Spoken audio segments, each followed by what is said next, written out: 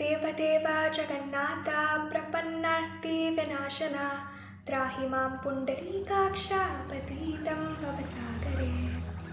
O God of gods, O Jagannatha, Lord of the universe, please destroy this great distress that is overcome me. O Lotus-eyed One, please deliver this fallen soul from the ocean of material existence. Namaste Halagrama, Namaste Musalayuda, Namaste Revati Kanta, Namaste Bhaktavatsala. Obeisance to you, O holder of the plough.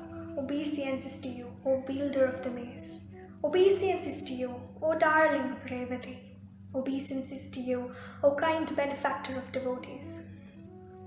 Jaya Devi Bhakti Datri Prasida Parameshwari Jaya Devi Shubhadratvam Sarvesham Bhadradaini. All glories to you, O bestower of Bhakti. You are famous as the supreme controller of these material universes.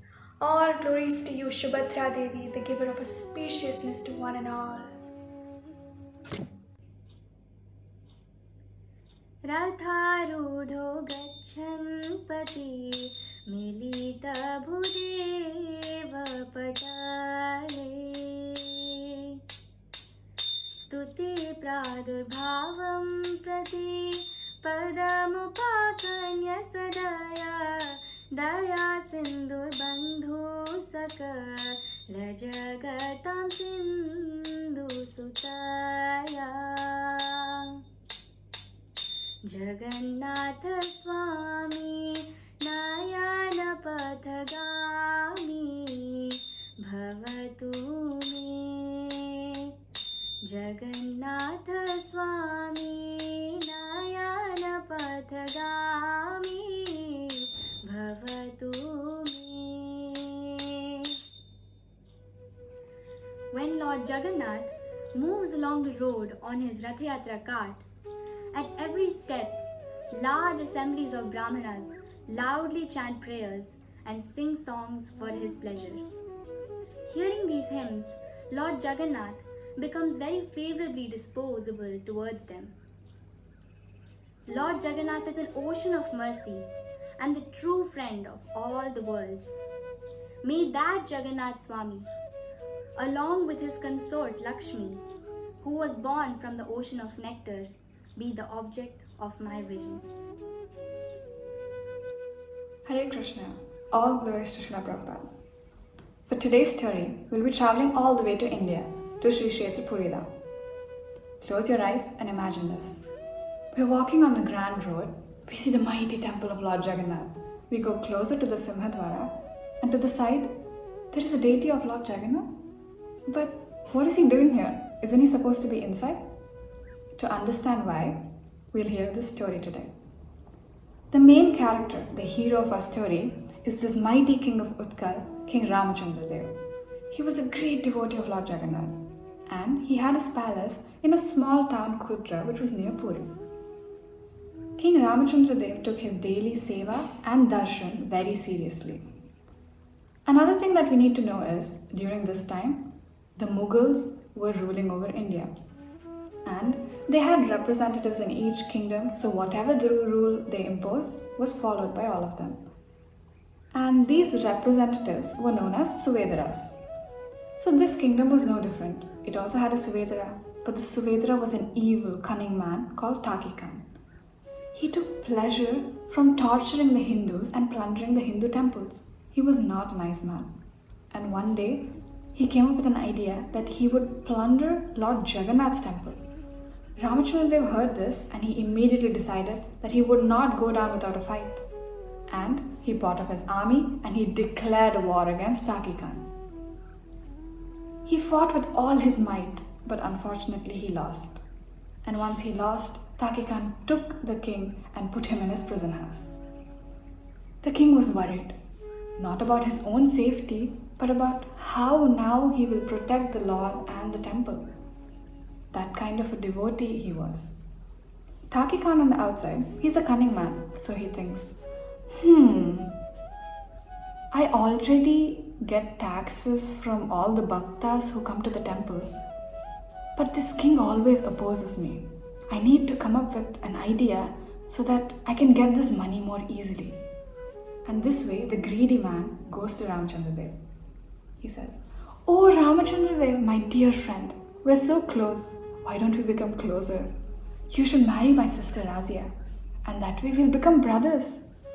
Ramachandradev immediately refused. He said, No, if I marry her, then I become a Muslim. And if I become a Muslim, then I wouldn't be granted access to Lord Jagannath's temple. I cannot do this, king. Taki Khan gets angry that his plan wasn't working. He says, "Oh Ramachandradev, listen to me. If you do not accept my offer, I will go attack the temple of Puri." Ramachandradev was taken aback. Taki Khan says, "I'll give you 24 hours. You better have an answer for me by the next day." King Ramachandradev did not know what to do at this point. On one hand, he would lose the opportunity to have darshan of his dear Lord, and on the other, the temple will get attacked. Despondent, he was contemplating his options. While he was doing that, he had a surprise visitor. Razia, Taki Khan's sister, comes to visit him. She says, "Oh Ramachandradev, please accept my brother's proposal. I don't know what that evil man will do."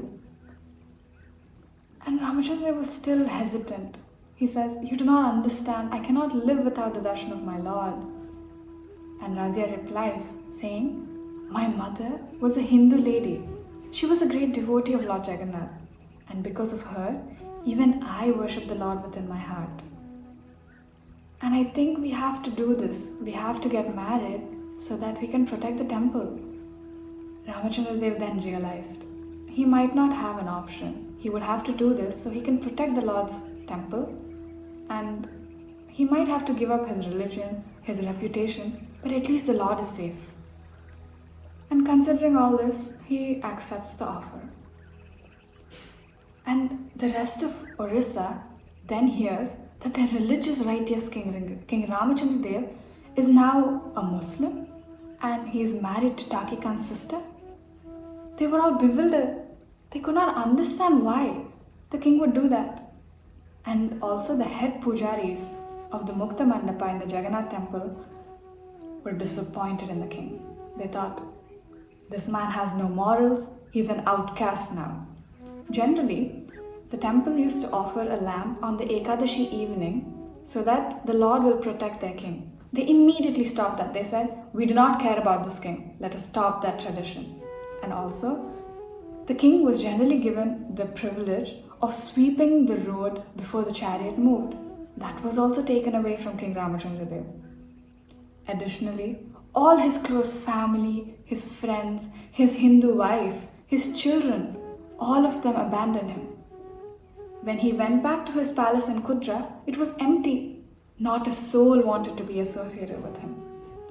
King Ramachandradev, despite all of this, he was okay. He thought, at least because of close relation, Taki Khan is not antagonistic towards the temple. And, after all, even though everybody in the world abandoned me, I know the Lord of the universe is still with me in my inner consciousness. Thinking this, he was satisfied. King Ramachandradev, every day in the evening, once everyone fell asleep, would travel to Puri, stand outside the temple and pray to the Lord. O Lord Jagannath, O Lord of the universe, I am now a Muslim and I cannot have your darshan anymore. You see, I know you did not reject me like everybody else. You're Antaryami, you're the super soul in everyone's heart, and I know you understand my motivation in doing this. But oh Lord, I am not able to see you and have your merciful darshan. Please grant me a single glance. Jagannathamrtam Nayanapatagami Bhavatume. Saying this, he was crying in front of the temple. Lord Jagannath could not do this anymore. His pure devotee was crying at the entrance. What is he doing sitting in the Ratna Simhasana? So he runs to the entrance and gives his glorious darshan to King Ramachandradev. Ramachandradev immediately pays obeisances and recites prayers to the Lord. And now he's satisfied. He thought, I should come here and do this every day, and maybe I would get the darshan of the Lord. And the next morning, the sevakas come to the temple, they open the doors, and they see flowers. From the entrance to the Garbhagriha, there were flower petals everywhere. They were shocked. They thought, but we cleaned properly yesterday. Where did all this come from? Who is doing this? They go to the Garbhagriha. They open the door and they see Lord Jagannath's attire was misplaced. His ornaments and jewelry was all scattered. They could not understand who did this. They were all a little scared, but they realized that it was time for their daily sevas and went by to their duties. The head pujari then decided that he would take a fast, meditate upon the Lord, so he would reveal all the answers to him. And the head pujari, on doing this, he had a dream one night. Lord Jagannath appeared in his dream. Lord Jagannath said, King Ramachandra Dev is my dear devotee, and every night he comes and cries in front of the temple. You tell me, what will I do then? How can I leave him crying there when I can go give my darshan? Listen, why don't you install a deity right in front of the entrance so I can give him my darshan whenever he wants? Saying this, Lord Jagannath disappears. The priest wakes up in the morning and he realizes the great mistake they have committed. He tells everyone about what happened, how this devoted king sacrificed everything so that he can serve the Lord. All of them immediately began offering the lamb so that they can protect the king, and they installed the deity, the Patita Pavan deity, near the entrance.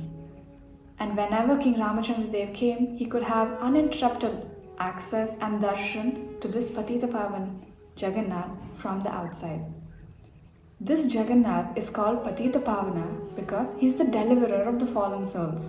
So whenever any of us go to the temple, or even anybody who passes by the temple, has a glance at this Jagannath and at the chakra, it is similar to having darshan of Lord Jagannath inside. How merciful is Jagannath! Patita Pavan Jagannath ki Jai. Hare Krishna.